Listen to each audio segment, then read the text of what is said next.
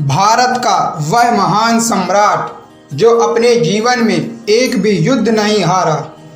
जब उत्तर भारत में मुसलमानों का आतंक था, तब भारत का एकमात्र सबसे शक्तिशाली हिंदू साम्राज्य को बनाने वाला महान योद्धा, जिसने मोहम्मद गोरी का भारत को इस्लामिक राष्ट्र बनाने का सपना चकनाचूर कर दिया था।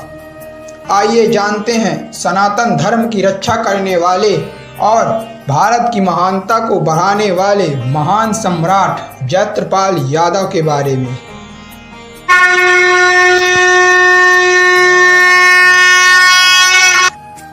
सम्राट जयत्रपाल यादव महान सम्राट भिल्लम यादव के पुत्र थे। भिल्लम यादव पहले चालुक्यों के सामंत थे, जिन्होंने 1187 में चालुक्यों की शक्ति कमजोर होते ही अपने आप को स्वतंत्र करा लिया था और एक महान यादव साम्राज्य का निर्माण किया।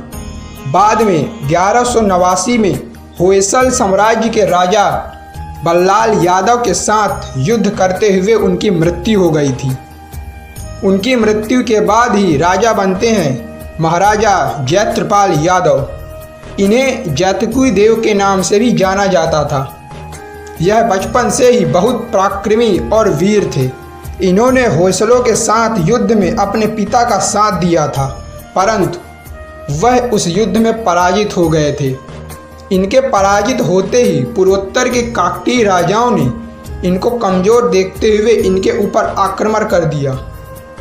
काकतीयों के सेनापति महादेव ने राजधानी देवगिरी तक कब्जा कर लिया था, लेकिन महाराजा जयत्रपाल की वीरता से वह देवगिरी को पुनः स्वतंत्र करा लेते हैं। जब सम्राट जयत्रपाल यादव का युद्ध दक्षिण में होयसलों से समाप्त हुआ और विजयनगर की सीमा दक्षिण में सुरक्षित हो गई, तब इन्होंने 1194 के आसपास पूर्वोत्तर के दुश्मन काकतीयों के ऊपर आक्रमण करना शुरू कर दिया और जयत्रपाल की सेना के साथ युद्ध करते हुए काकतीयों के राजा रुद्र की मृत्यु हो जाती है, जिसके बारे में उनके दरबार के मंत्री हेमाद्री कुछ इस प्रकार वर्णन करते हैं। दरबार के मंत्री हेमाद्री कहते हैं, महाराजा जैतुकी देव या जयत्रपाल यादव ने युद्ध के मैदान की पवित्र भूमि पर यज्ञ का व्रत ग्रहण किया और अपने हथियारों के कलश के माध्यम से कई राजाओं को अपने कौशल की आग में फेंक दिया। एक शिकार के आकार में एक मानव बलि का प्रदर्शन किया। युद्ध समाप्त होते ही इसके बाद जयत्रपाल यादव ने काकतीयों के राजा गणपति देव को बंदी बना लिया, परंतु कुछ वर्षों के बाद ही 1198 में उन्होंने गणपति देव को स्वतंत्र कर लिया और उन्हें अपने सामंत के रूप में रखा। वह एक महान अपराजित योद्धा थे, जिन्होंने होयसल, काकतीय, चोल, पांड्या, पश्चिमी चालुक्य और उत्तर के अग्निवंशी परमारों और राजपूतों को भी पराजित किया। 1196 से लेकर 1198 तक पृथ्वीराज चौहान को पराजित करके मोहम्मद गोरी ने इनके राज्य पर आक्रमण कर दिया। उसने इनके ऊपर 3 बार आक्रमण किया, लेकिन महाराजा जयत्रपाल यादव ने गोरी को तीनों बार बुरी तरह पराजित किया और उसे भारत छोड़कर जाने में मजबूर कर दिया।